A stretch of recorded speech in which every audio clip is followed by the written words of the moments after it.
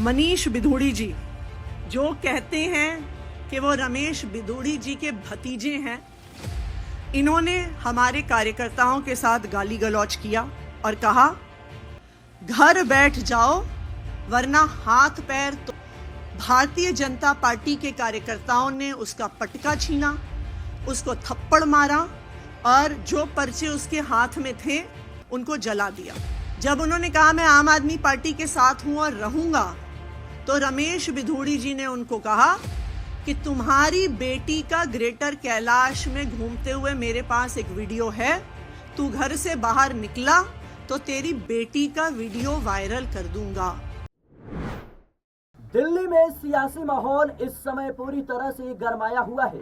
इस बीच आम आदमी पार्टी ने एक बार फिर से बीजेपी पर हमलावर होते हुए भाजपा नेताओं पर दादागिरी करने का आरोप लगाया है। आपको बताते चले कि दिल्ली की मुख्यमंत्री आतिशी ने कहा है कि उनके विधानसभा क्षेत्र के इलाकों में भाजपा कार्यकर्ता और रमेश बिधूड़ी के भतीजे आम आदमी पार्टी के कार्यकर्ताओं को डराने और धमकाने का काम कर रहे हैं। इसके साथ ही मुख्यमंत्री आतिशी ने यह भी दावा किया कि रमेश बिधूड़ी ने आप कार्यकर्ता को फोन करके उन्हें भाजपा में शामिल होने के लिए धमकी दे रहे हैं। देखिए ये वीडियो जिसमें आतिशी ने बीजेपी के ऊपर गंभीर आरोप लगाए। वहां के हर इलाके में भारतीय जनता पार्टी के कार्यकर्ता और कई लोग जो कहते हैं हम रमेश बिधूड़ी जी के भतीजे हैं, आम आदमी पार्टी कार्यकर्ताओं को डरा रहे हैं, धमका रहे हैं, उनका कॉलर पकड़ रहे हैं, उनका पार्टी का प्रचार का सामान लेके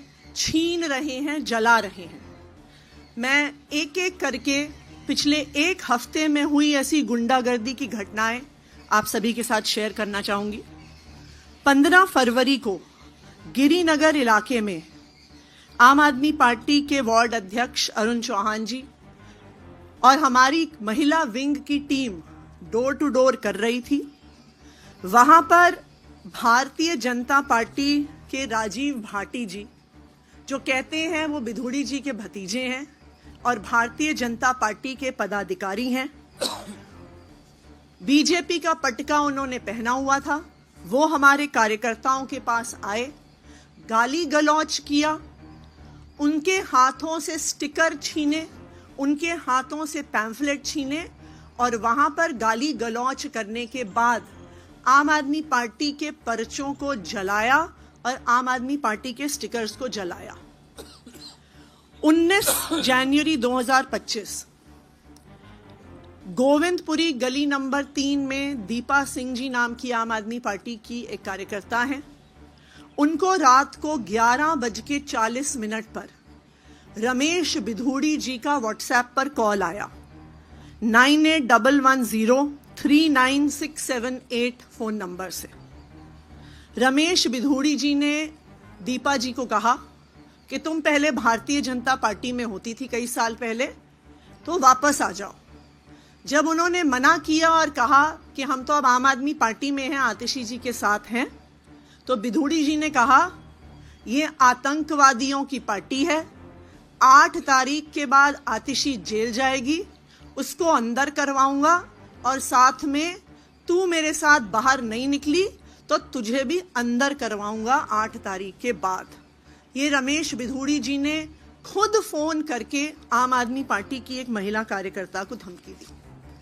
19 तारीख को ही गोविंदपुरी गली नंबर 5 में हमारे एक कार्यकर्ता का रिश्तेदार अंकित गुप्ता दिल्ली के बाहर से आया हुआ था, डोर टू डोर प्रचार कर रहा था। भारतीय जनता पार्टी के कार्यकर्ताओं ने उसका पटका छीना, उसको थप्पड़ मारा और जो पर्चे उसके हाथ में थे उनको जला दिया। 20 जनवरी कल नवजीवन कैंप के एफ ब्लॉक में 2 दिन पहले भारतीय जनता पार्टी की टीम, कई बच्चों को उन्होंने लगाया हुआ था स्टिकर्स चिपकाने के लिए, पोस्टर चिपकाने के लिए। जब हमारी एक कार्यकर्ता विजेता कुमारी जी ने इस पे ऑब्जेक्शन किया तो वहीं पर खड़े होके भारतीय जनता पार्टी के कार्यकर्ताओं ने आम आदमी पार्टी की महिला कार्यकर्ता से गाली गलौज करी। कल ये भी 20 तारीख को 1 नंबर गली गोविंदपुरी में, और इसकी कल मैंने शिकायत भी करी इलेक्शन कमीशंस के ऑफिसर से, मनीष बिधूड़ी जी जो कहते हैं कि वो रमेश बिधूड़ी जी के भतीजे हैं, इन्होंने हमारे कार्यकर्ताओं के साथ गाली गलौज किया और कहा घर बैठ जाओ वरना हाथ पैर तोड़ देंगे। 21 तारीख को गिरिनगर में मानव कल्याण कैंप के सामने फिर से इन राजीव भाटी जी ने हमारे एक कार्यकर्ता रोशन चौहान जी को रोका, उनको कहा कि भारतीय जनता पार्टी में आ जाओ।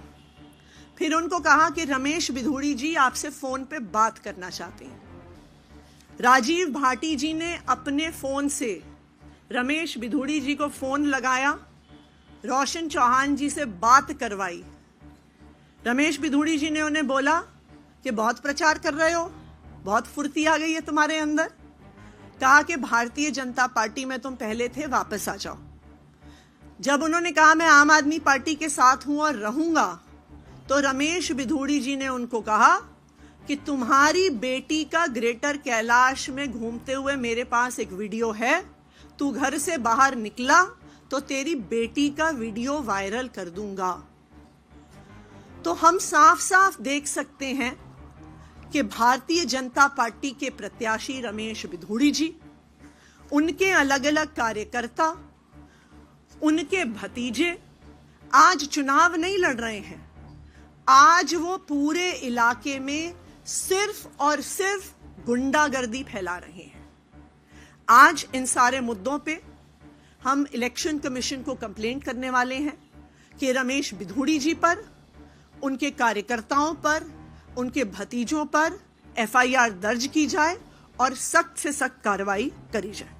तो सुना आपने किस तरीके से मुख्यमंत्री आतिशी कालका जी से बीजेपी उम्मीदवार रमेश बिधूड़ी पर गंभीर आरोप लगाती हुई नजर आ रही हैं। उनका साफ तौर पर कहना है कि कालका जी क्षेत्र में आम आदमी पार्टी के कार्यकर्ताओं को डराया धमकाया जा रहा है और ये कोई और नहीं बल्कि भारतीय जनता पार्टी के कार्यकर्ता और रमेश बिधूड़ी के जो भतीजे हैं वो करते हुए नजर आ रहे हैं। इसके साथ ही मुख्यमंत्री आतिशी ने यह भी दावा किया कि रमेश बिधूड़ी ने आम आदमी पार्टी के कार्यकर्ता को फोन करके धमकी दी और उन्हें आम आदमी पार्टी से बगावत करके भारतीय जनता पार्टी में शामिल होने को कहा है। ऐसे में जिस तरीके से रमेश बिधूड़ी चुनाव के बीच लगातार विवादों में फंसते हुए नजर आ रहे हैं, क्या आपको लगता है कि रमेश बिधूड़ी को इससे चुनाव में नुकसान होता हुआ नजर आएगा? क्योंकि देखा जाए तो जब से उन्हें टिकट मिला है कालका जी क्षेत्र से, तब से लगातार वो विवादों में बने हुए हैं।